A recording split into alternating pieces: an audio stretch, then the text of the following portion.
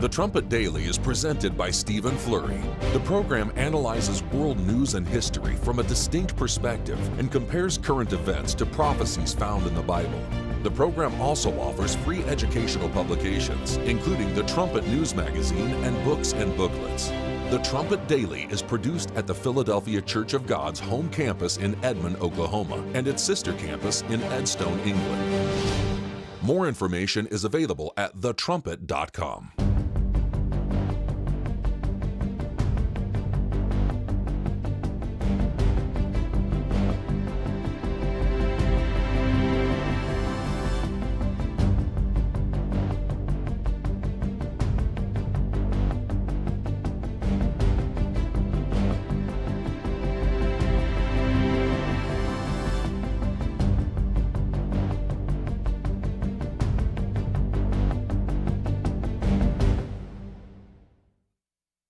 The Trumpet Daily program begins right now. Today's world news, what it means, where it's taking us. I bring you the one and only possible message of world peace. This is a message of hope, tremendous hope. And he said unto me, you must prophesy again. The Trumpet Daily program begins right now.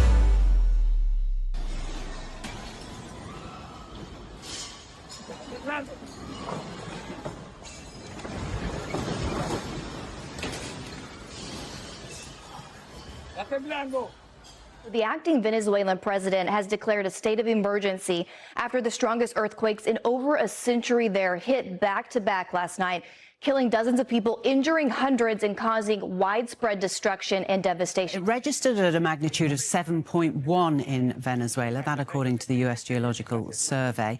Many Venezuelans were at home when the quake hit.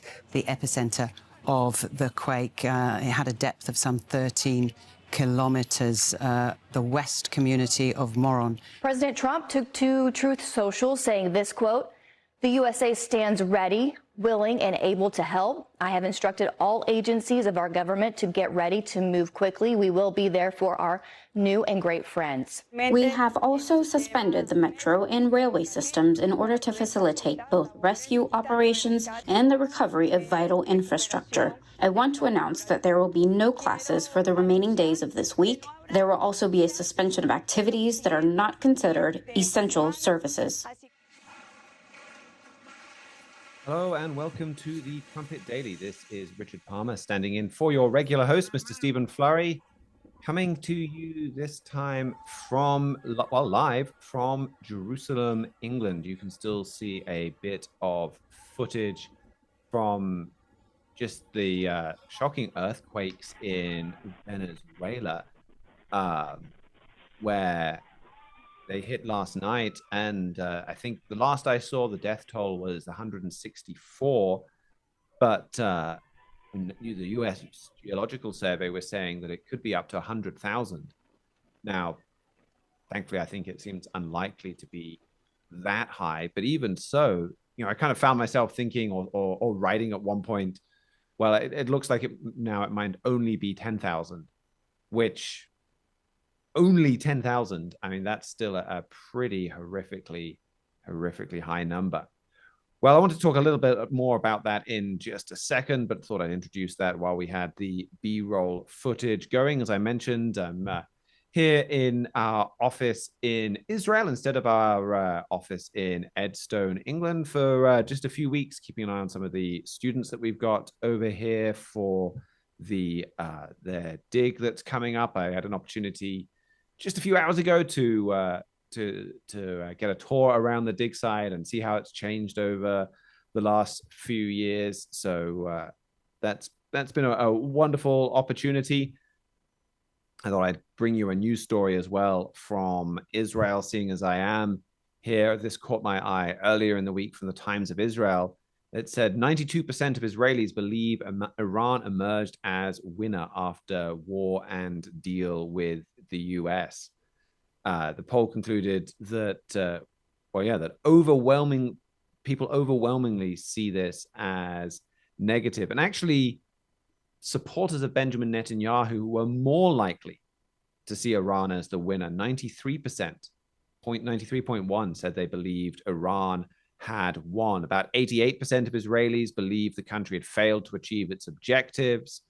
72.5% said that they did not believe Prime Minister Benjamin Netanyahu's assertion that Israel had achieved significant gains. 56.4% rated his management of the war as failed or poor, which, I don't really think much of this is his fault. It's more Donald Trump, and Donald Trump is the one that dominates that relationship, that alliance. So he's in a tough position, but certainly you see arriving in Israel a very divided country. We were just, as we were getting picked up from the airport, we were talking about some of the political events, some of the protests even that they had a big go slow causing a lot of traffic on the road networks yesterday, and that affected our people. I mean, just getting held up in traffic. But it's a nation that's bitterly divided. So yeah, a bitterly divided nation there, which it was before the October 7th attacks, and that generated you had Benjamin Netanyahu kind of being impeached. You had Barack Obama and some of the people working with him trying to get him out of office, trying to sow division in Israel. It was getting really divided. Then you had the October 7th attacks, and that brought people together somewhat. And in fact, there's discussion, it's still, I think, an open question of how much did that division even allow the October 7th attacks to happen. There's been talk about, well, did some of Netanyahu's opponents, did they let their eyes off the ball because they were more determined just to try and get rid of Netanyahu than they were on these actual security threats to the country? Worse, is it possible that some of these people allowed these attacks to happen so that they could, so that Benjamin Netanyahu could decrease in popularity to try and get him out of office? And regardless of those questions, there was some unity, but the unity didn't last long. And I think that's got lessons for the United States, other countries where you have division. Donald Trump came in, there was at least a show of unity. I mean, we were right there. You could see on Donald Trump's inauguration that things were not unified, things were not all coming together, but there was at least a talk of unity. And you see a whole lot of the division now. Well, typically when I get the chance to tap in on this show as well, I'll often talk about the latest news from the United Kingdom. And big news from the United Kingdom. The big downside for me, though, today is it's so big that Mr. Fleury covered it on Monday and Tuesday's show, talking a lot about the dramatic developments from British politics with our Prime Minister stepping down. We're all set now to get our 7th Prime Minister in a decade. He was talking about exactly what has gone wrong here. And I don't want to, Mr. Fleury's covered that in some depth on those two shows, so I'm not going to spend the whole show or much time at all on that. But I thought I'd just update you that it does look just about certain now that the former mayor of Manchester, Andy Burnham, will be the next UK Prime Minister. There was a clip from Donald Trump where they were interviewing him about Andy Burnham, and he basically said, I've never heard of the guy, don't really know much about him. I guess he's been the mayor of a town over in Britain. I mean, I live here and I kind of feel a bit like that. He's been the mayor of Manchester. They've given him the nickname the King of the North because he's a powerful politician in the north of England. But I don't really live near Manchester, and he's not been in a kind of a cabinet level job for a long, long time. He does seem to be quite a junior figure to be leading the country, but they've decided he's the new one that's going to bring everybody together. And he's a bit of a political chameleon. Under Tony Blair, he was kind of on the right of the party. He was a Blairite. Then he's moved to the left. He's kind of the champion of a lot of left-wing causes now. And I don't know if he has much in the way of real principles at all. But I think tactically he's decided, well, if we shift to the left, we're losing votes to the Greens. But if we go left, well, we can bring the Green vote in. Meanwhile, the vote on the right is split between the Conservatives, between the Reform Party, and between the Restore Party now, this other right-wing party. So if we can keep everything divided, if we unite, they're divided, we can win. But I mean, winning elections is one thing, governing the country is something else, and we've basically run out of other people's money. And so he's looking to take over more of the economy. There's been talks about, he talked to people when he was talking about kind of running for office a year or so ago. People were talking about, well, what are you going to do about the bond market? People don't want to keep loaning Britain money. How are you going to cope with that? And he made some kind of comment like, well, the bond market needs to be brought to heel. The government needs to step in and use its power to shape the economy, to demand the economy do certain things, and that just leads to absolute disaster. So that's what Britain is not set for another successful prime ministership. It's not going to be the 7th prime minister comes in and fixes all of those problems.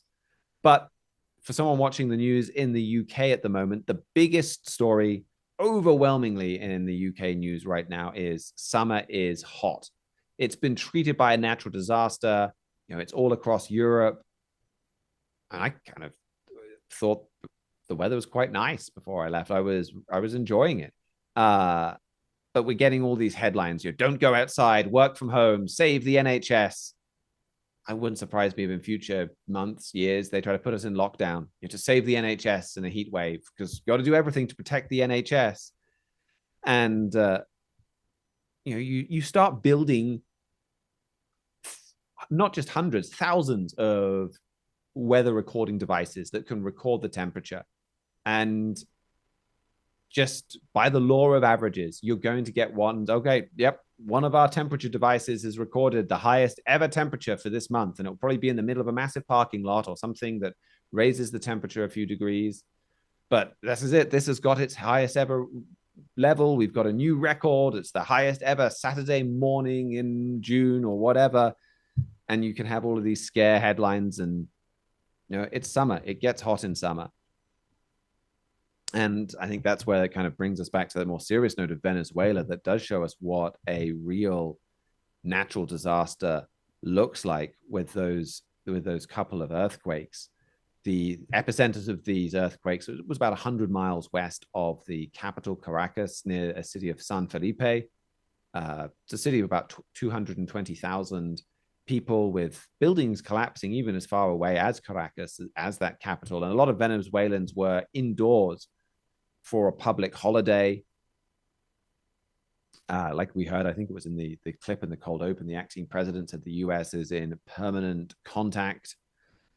President Trump, he said he's instructed all agencies of our government to get ready to move quickly.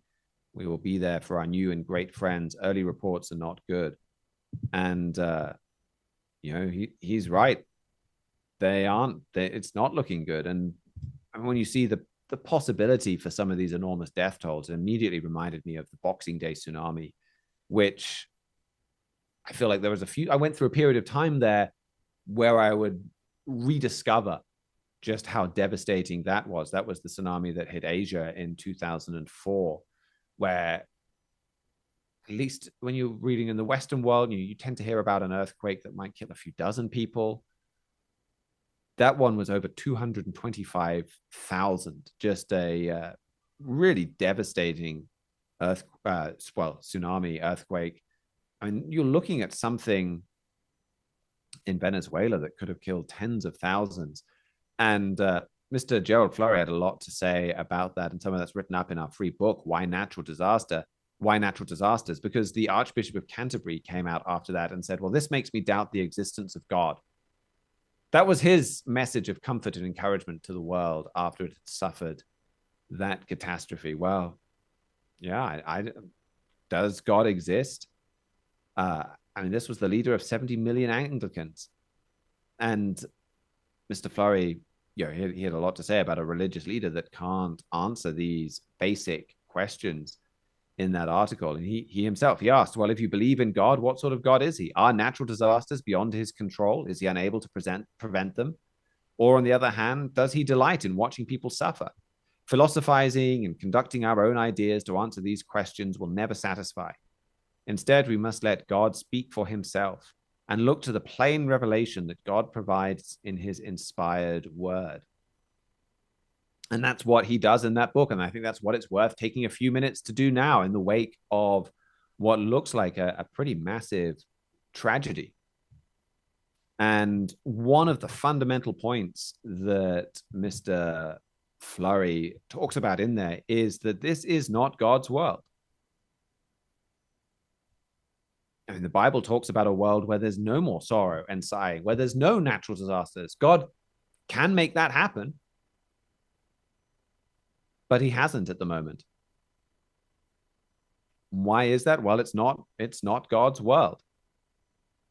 And why is it not God's world? Well, because man has not chosen to follow God.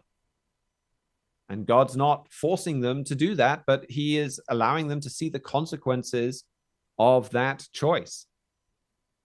Mr. Flurry writes in that book, Genesis 3, verses 16 to 19. We can just read that. I have my travel Bible with me at the moment, so I'm not quite as quick at flipping to the scriptures in there. But it says, unto the woman, he said, I will greatly multiply your sorrow and your conception. In sorrow you shall bring forth children, and your desire shall be to your husband, and he shall rule over you. And unto Adam, behold, because you have hearkened unto the voice of your wife, and have eaten of the tree of which I commanded you, saying, you shall not eat of it. Cursed is the ground for your sake. In sorrow shall you eat of it in all the days of your life. Thorns also and thistles shall it bring forth to you, and you shall eat the herb of the field. And this is the kind of control God has over the natural environment. But Mr. Flurry writes in that book, because of Adam and Eve's decision, God removed his protection and guidance and pronounced upon Adam and Eve, certain curses. Then he banished them from the garden and cut off their access to the tree of life. You know, they had access to life, but they chose to go in the other way. Mr. Flurry continues, this was not a quick-tempered outburst. God, to preserve the exalted potential of man, had to seal off the tree of life, to bring the first two humans into his eternal family while they were making choices contrary to his commandments. Opposing his love would have brought eternal division and misery. So instead, God took the occasion to teach Adam and Eve and all those who would follow them an enormous lesson. God is helping mankind see that Satan's way doesn't work. And as Mr. Flurry said there, as we read, God removes some protection and guidance. God removes some of his protection. He's not protecting from all of these earthquakes. Now, surely there's got to be some protection. Otherwise, Satan would just wipe mankind out. But God isn't protecting man from these. And I think you see some of that in this Venezuelan earthquake, where some of this is beyond man's ability to control earthquakes, and we'll talk about that more in a minute. But this is also a consequence of man's rule over man, of man not knowing how to bring about peace and prosperity, of man rejecting God's way. Because when you see an earthquake that hits the United States or Japan, the death toll, if it's a big earthquake, a really bad earthquake, the death toll is dozens. When it hits somewhere like Venezuela, the death toll is potentially tens of thousands. Why? Well, it's because Venezuela is impoverished. It's because America and Japan, they have the prosperity and they have the technology to build buildings that just aren't going to completely collapse. I mean, a lot of Venezuelans live in shanty towns and slums and buildings that are not built even with just the basic of good construction techniques, let alone some of the advanced kind of earthquake-resistant type buildings that you get in Japan or in San Francisco. I would not be surprised that if you had a similar size earthquake hit a similar size city in Japan, the death toll would be dramatically lower. As I said, dozens potentially instead of thousands. So, if man says, I'm going this way and I'm going to do it this way, and I'm going to adopt socialism like they have in Venezuela, and they take what was a prosperous country and run it into the ground. I mean, would it be the right thing to then protect them from the consequences of their own actions, allow them to continue or walking in this way that doesn't cause just prosperous harm or harm to prosperity, but just harms human development, human flourishing, a way of life that just causes problems and causes unhappiness, causes misery. God isn't going to prop that up. So part of the solution to having these not kill huge numbers of people, it's about, how do we build a stable, prosperous society. And man doesn't know how to do that. The United States has a lot of prosperity right now. Is it a stable society? Is it still going to keep continuing to have high prosperity levels for 50 years, 100 years? Does man know how to do that? He doesn't. He chose to eat from the tree of the knowledge of good and evil. He chose to go his own way. And God is allowing man to experience the consequences of that choice. Mr. Armstrong in 1982, he gave a sermon titled Aversion Therapy, talking to this time period where God has largely kept his hands out of world affairs. And this is quoted in that article. And Mr. Armstrong, or in that book, Why Natural Disasters, Mr. Armstrong said, I'm getting so sick of sin that I want to be at the place where I can't sin anymore. I hope you do too. And then that book, Why Natural Disasters, comments, this is the state God wants the entire world to reach, a state where we're ready to live his way of life. I mean, God wants us to be sick of choosing Satan's way. And man really needs to see the consequences of going Satan's way, of stepping outside of God's protection and living a way of life that causes problems, and then living a way of life where telling God, I don't need you. Go away. That's what mankind said. That's what human beings said. That's what human nature says. Human nature hates God. It's enmity. It has enmity to God. But then part of bringing man to repentance also is humbling man, helping mankind to learn his limitations, see that he can't do it all himself. He can't bring paradise himself, that there are forces so much greater than he can really even comprehend, like earthquakes.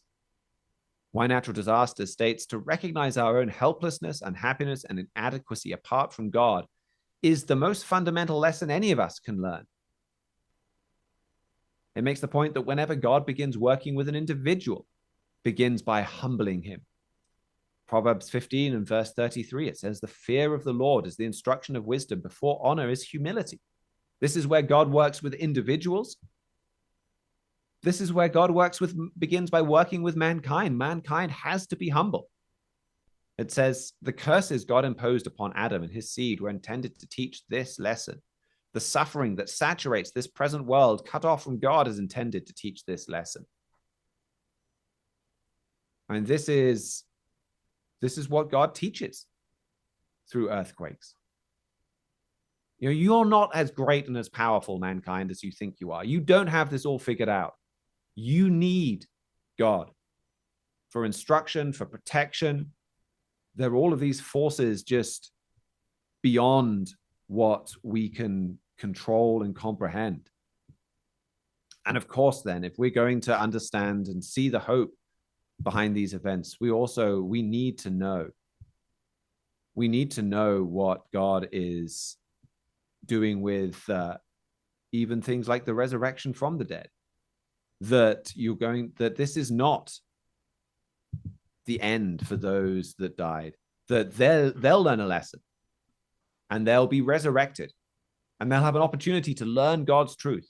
God has appointed unto man once to die. All of mankind, we're all going to die at some point. Now, there's different resurrections. There's 3 resurrections. But Mr. Flurry, or the Why Natural Disasters book, I don't think he wrote all of it. It says, in God's immense wisdom and mercy, every individual who's ever lived will be given one genuine chance to choose eternal life or eternal death. The vast majority of this Satan-gripped world have not yet been given that choice and are not yet judged. So all of those that have died, no matter how high the death toll, they will have an opportunity to choose life. And they will be able to look back on what God has shown them, the aversion therapy that they've been taught, or that they've seen, the fruits of living their way of life. They'll see how much they do need God, how dependent they are on him, and they'll have an opportunity to choose life this time and say, teach me, show me. I don't know the answers. Show me what to do. That book says, God's perspective is very different from ours. His thoughts are higher than our thoughts. It is not cruelty that leads him to correct, even to allow some to die. It is rather his lightning bolt message to those still living, the Creator's call to repentance. So that's the love that we can see behind some of that tragic news. Well, I'm just going to cover the first half of the show today. The second half, I'm quite excited about this. I've seen on the docket that there's a Key of David coming up titled "We Were Right About Iran." It was set to air this Friday, and I've been looking forward to seeing it. However, you will have the opportunity now to see it early. I'm excited to watch this Key of David, and I think there's just a lot of powerful lessons to learn about or from what has happened in Iran. And so I haven't seen it, but I'm very interested to see what Mr. Flurry brings out from that. So we will air that Key of David, We Were Right About Iran, after the break.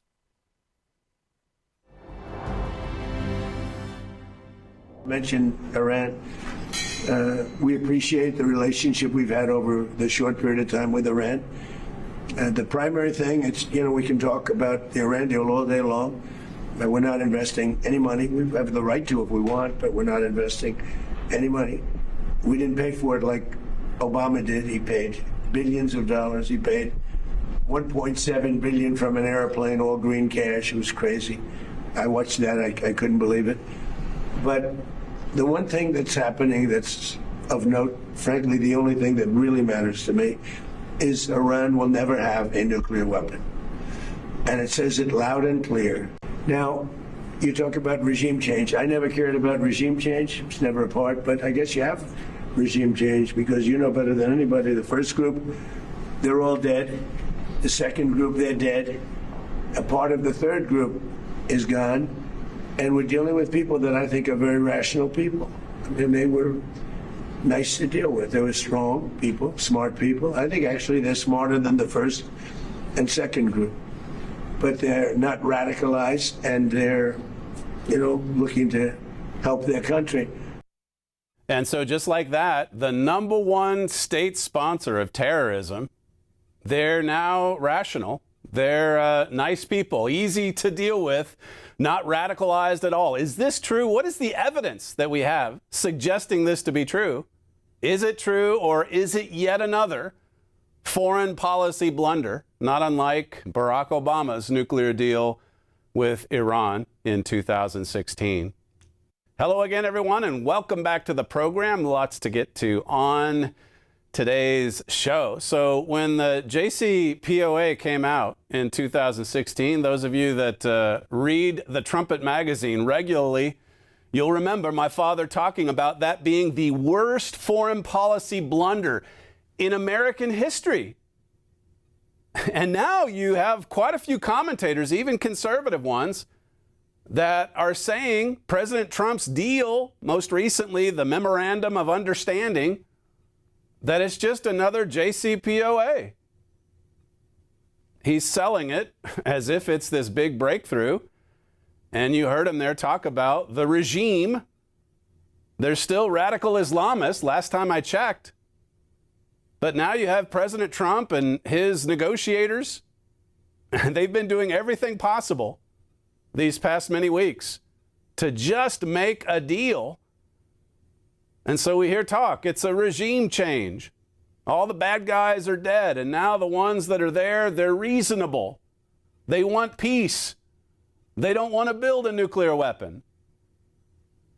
They're smart. They're not radicalized at all. This really does seem to be a huge mistake. This is putting so much faith, so much confidence in human nature.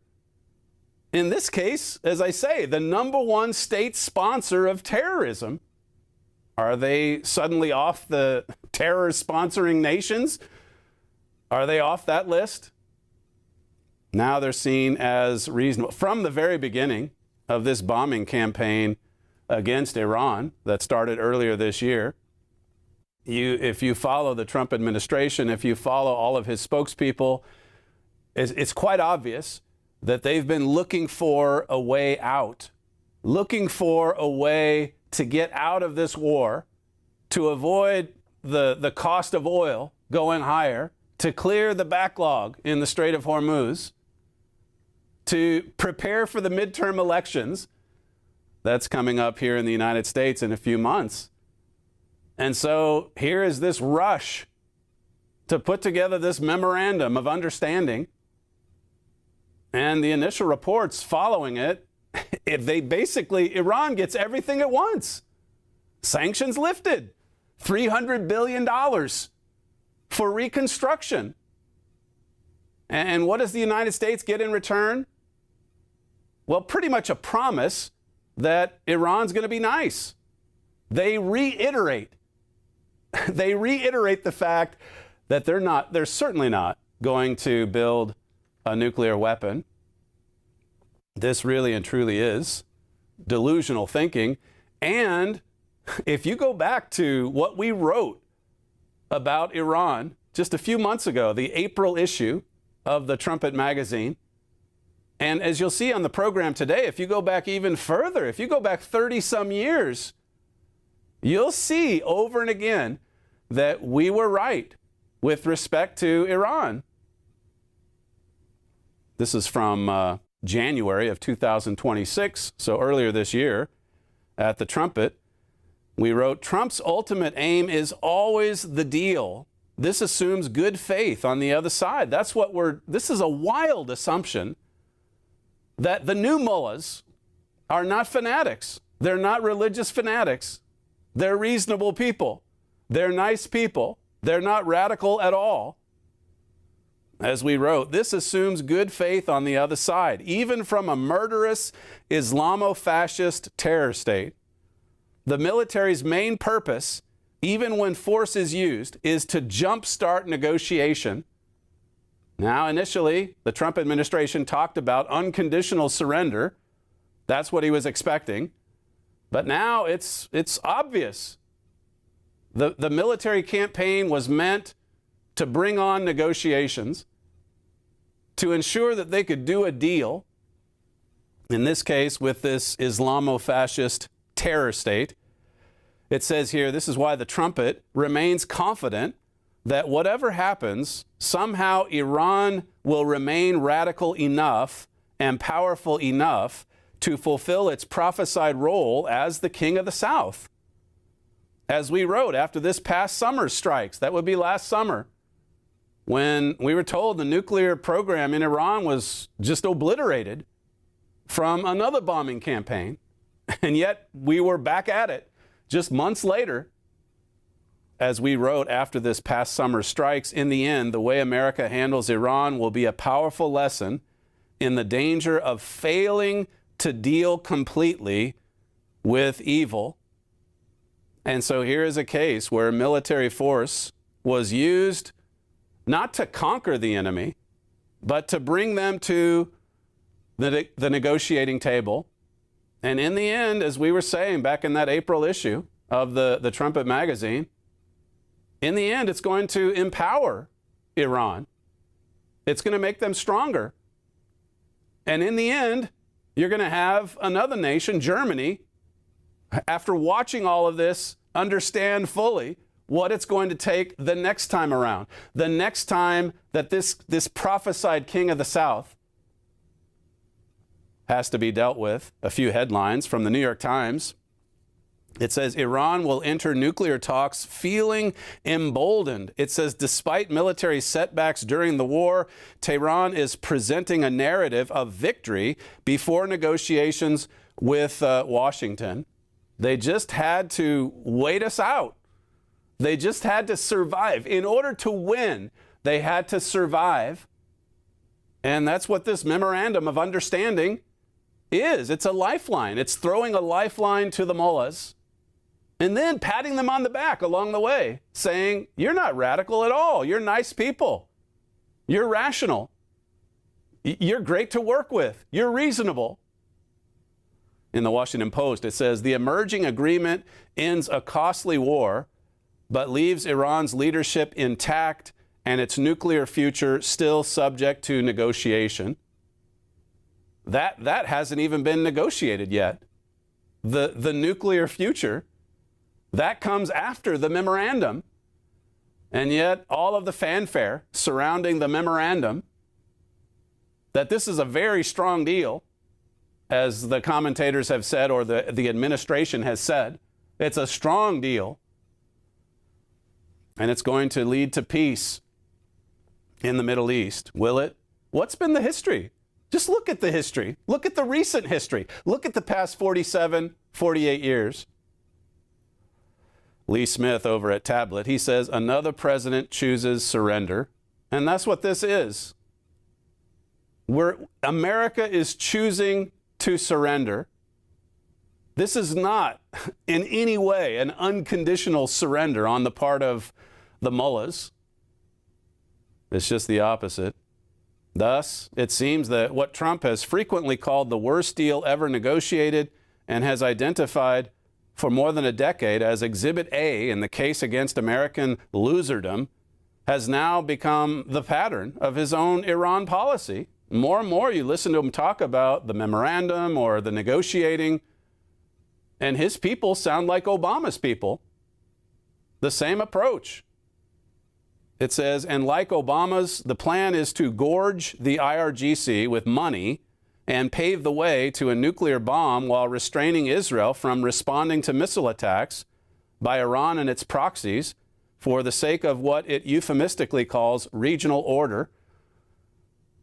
And so President Trump has been handcuffing Benjamin Netanyahu, telling Bibi no more attacks on Hezbollah in Lebanon, and everything's supposed to settle down.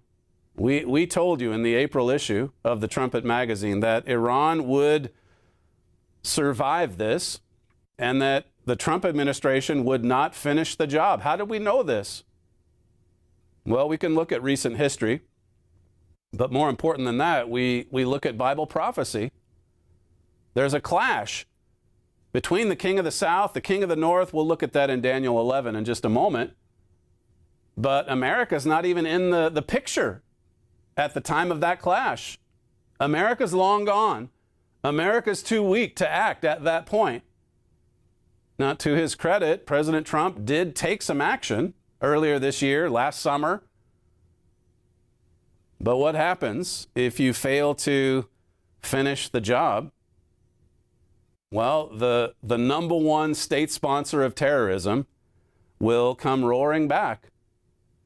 My father gave a Key of David program. This goes way back to 1993, where he was talking about the king of the south. Again, that's mentioned in Daniel 11 and verse 40. Notice what he said in that show, clip 2.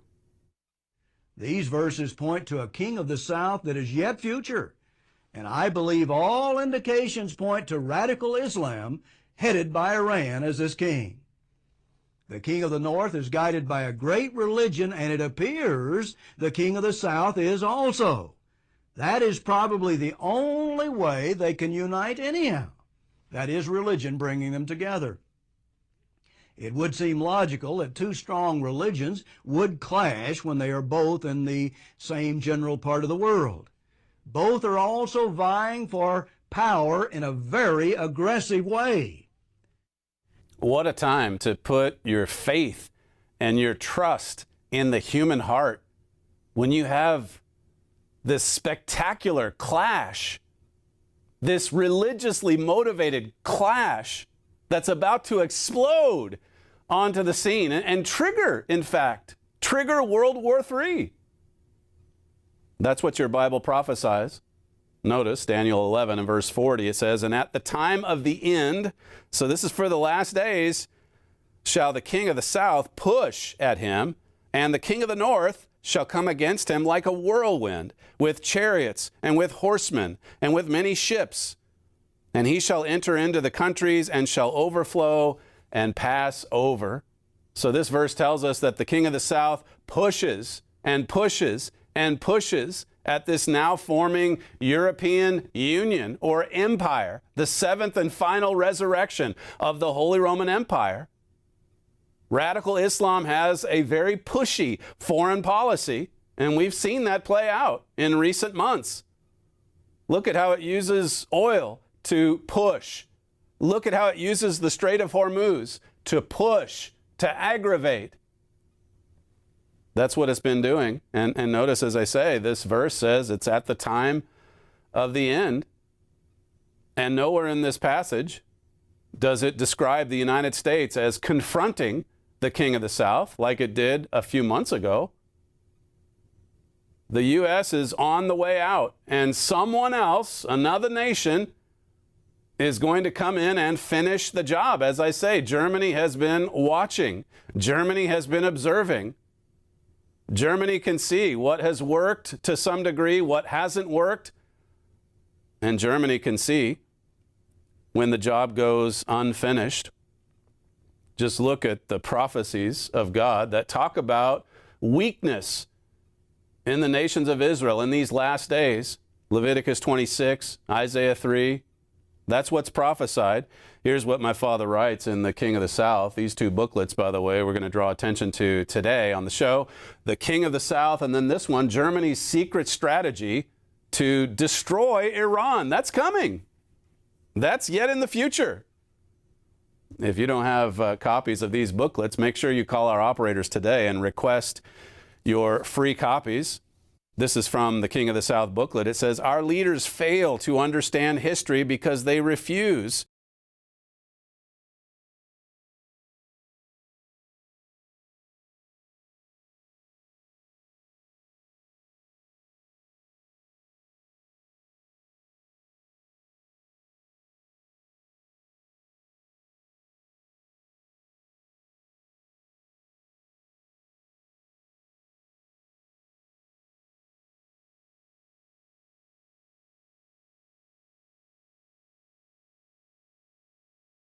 weakness resulting from our sins. We simply lack the faith, character, and courage to fight against Iran, the #1 terrorist nation today.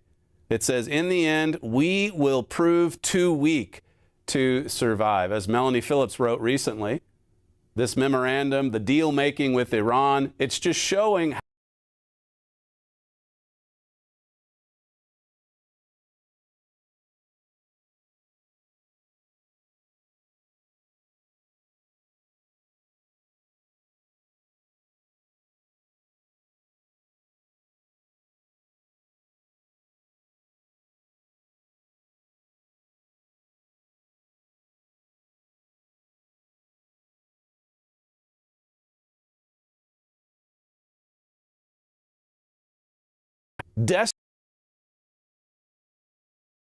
hostile to God and His law. Romans 7, Romans 8.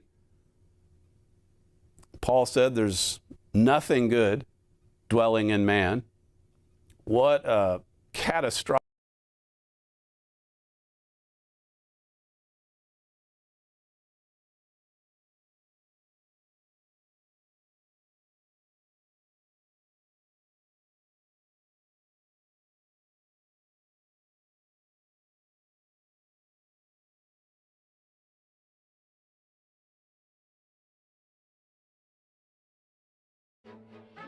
Thousands of years ago, the prophet Daniel wrote about the king of the north and the king of the south. Study the king of the south to prove for yourself the identities of these two important world powers. Study Germany's secret strategy to destroy Iran, to discover how Germany is already in position to eliminate the Iranian problem. All our literature is available free of charge at no cost or obligation to you. To request the free literature on today's program, visit keyofdavid.com. But here is the great illusion that we have today in the Western world, and especially in America and Britain, and even to a lesser degree, I think, in the Jewish nation in the Middle East, and that is that we can solve all problems through negotiation. And that is a delusion.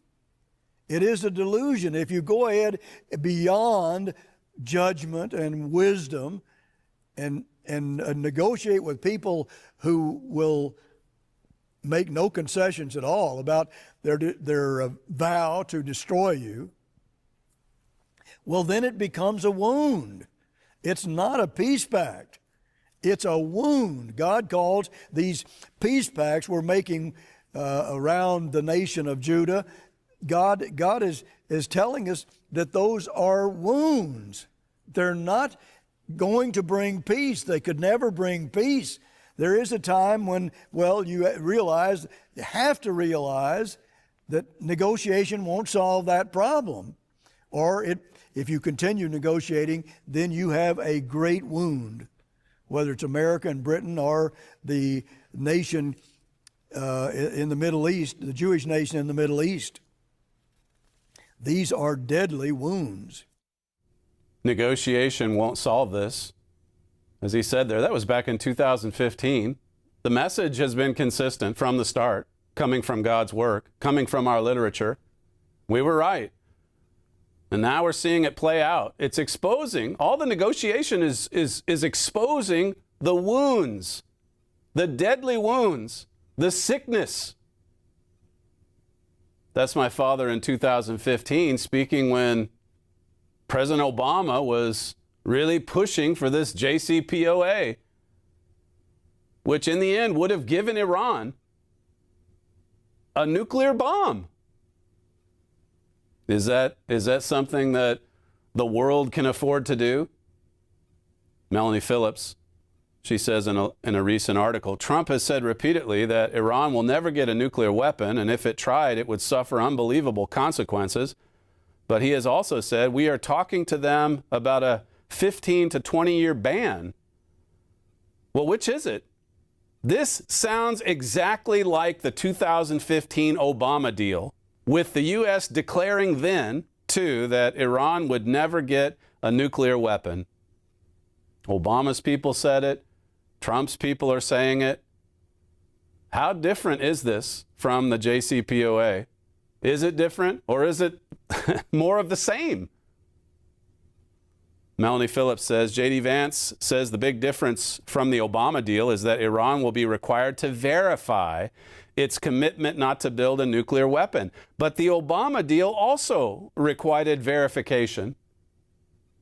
Yeah, verification was required under Obama. And Iran just simply didn't comply. They let inspectors go to certain locations, but then they shut them out of other locations. So is it going to be any different this time, or is it just more of the same? History's repeating itself. War of broken promises leaves Israel weakened and despondent. That's another angle to this story. Look at how the relationship between America and little Israel in the Middle East, it's just unraveling. Israelis, they can't figure out what's happened.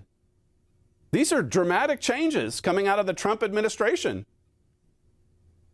It's as if Israel's being made the bad guy because they're going after terrorists in Lebanon, because they wanted to finish the job in Gaza or with Iran. The Telegraph says here, while the U.S. president and much of the rest of the world cheered the deal, for Israelis there was a sense of anger that the nation was strong-armed into accepting a deal that leaves the head of the octopus in place and restricts the IDF from operating against Hezbollah. That's the reality. The Israelis know this. The head is left in place. We've been saying the head of the snake. It's left intact. The rally in world stock markets as Iran promised to release its chokehold on Hormuz and the wider world economy only made matters worse, implicitly confirming the power of Israel's arch enemy. Yes, indeed, they still have power, Iran. They still have some leverage. Even with their military wiped out, they still were causing trouble in the Straits. Notice what it says in Leviticus 26, verse 19. This is about the end-time nations of Israel. God says, I will break the pride of your power, and I will make your heaven as iron and your earth as brass. And your strength, verse 20, shall be spent in vain. We've spent a lot of strength this year, last summer, and what do we have to show for it? A memorandum?